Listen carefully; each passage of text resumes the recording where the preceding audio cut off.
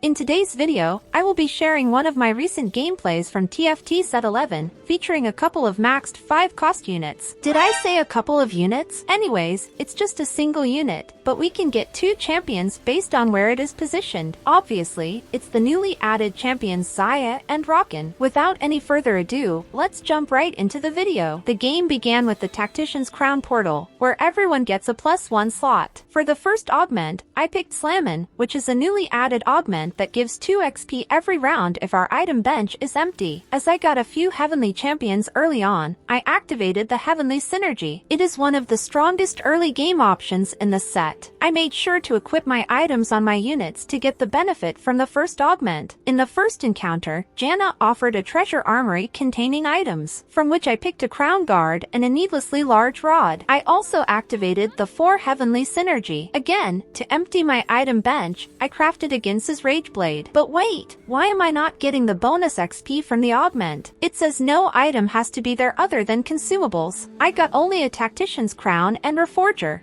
Then I remembered that Tactician's Crown has some stats to it in the set, thus it is not a consumable, but an item. After equipping it to my unit, I was getting the additional XP from the augment. Then I added Soraka to activate the 5 heavenly synergy. I was on a winning streak, and while spectating the opponents, a few were quite strong, thus I moved to level 6 to maintain the streak. For the second augment, I picked Idealism, which increases damage for the Hand of Justice item. I already had one Hand of Justice, that's why I went for this augment. I had my fortune units ready in case if I am about to lose a round, I will go on a losing streak with it, providing me with a few golds. The next encounter featured Kha'Zix, making the gold required for buying XP from 4 to 3, which is a kind of level up augment but offers 4 XP for 3 gold. I quickly utilized it to move to level 7.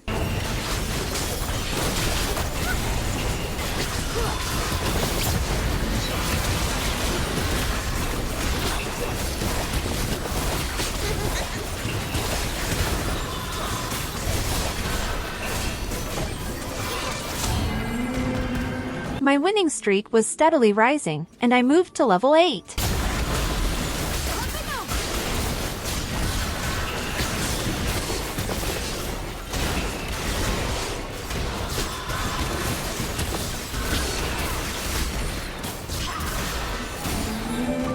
But the 10-win streak came to an end against a ghostly comp opponent. In the next encounter, Kabuko rewards if we join in its dance. This sounds funny, right? For the third augment, I picked the Cybernetic Uplink, which gives additional health and mana restoration to units holding the items. When I got an early way in the shop, I added him. My opponents were already moved to level 9, thus it became hard to compete. Thus, I quickly moved to level 9, and added a 2-star Lee Sin. After a few rounds, I got my first copy of Xayah and Rakan and placed it in Wei's special bench slot for more copies. From the 4 to 7 monster round, I picked a Zephyr from the support item Anvil. In the next encounter, Sivir made the tacticians move quicker. Later on, I got another Xayah and Rakan from the shop, and my Wei gave me one more, making it a 2-star. I swapped the items from Sivir to Xayah. This addition also activated the 3 Dragon Lord synergy. There is already a maxed out Kaisa in the lobby. I lost a close encounter against it.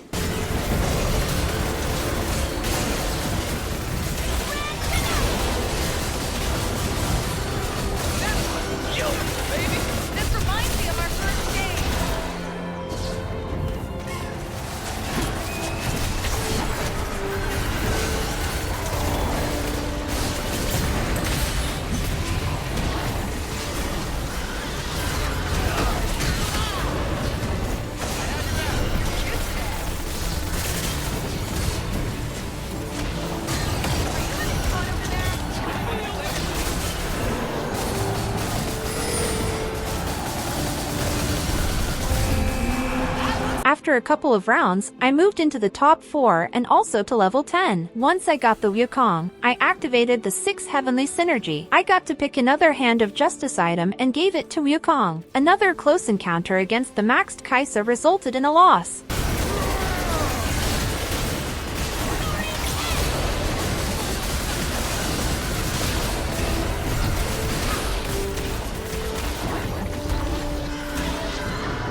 During the rerolling phase, I got a few more copies of Xayah and Rakan along with 2 starring Wukong. Just one more copy needed to max out Xayah and Rakan, which can be given in the next round by Wei. Finally, it was maxed out. Ready for me? Okay, so we're doing. Look at the stunning stats of Xayah. Then after countering with Zephyr, I eliminated the maxed Kaisa opponent.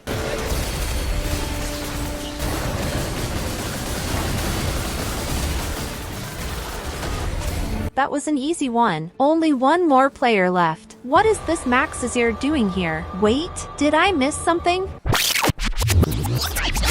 The opponent maxed out Azir alongside me. Maybe now I should try to max out Wei. Look at this tactical positioning. I kept all my units in the backline, allowing me to counter Azir with a Zephyr. To tackle that Azir, I made my Xayah into Rakan by placing it in the front line. And again, this Zephyr item is one of my favorite items from the previous sets. I thought I successfully tackled the Azir, but Azir outsmarted me by wiping my whole board in no time. Look at the damage by both of these 5 cost units. I had to do something different now. He was now aware of the Zephyr trap. I needed my Rakan to target Azir before he cast. Thus I used the Zephyr to overcome the front line, which proved to be a worthy move.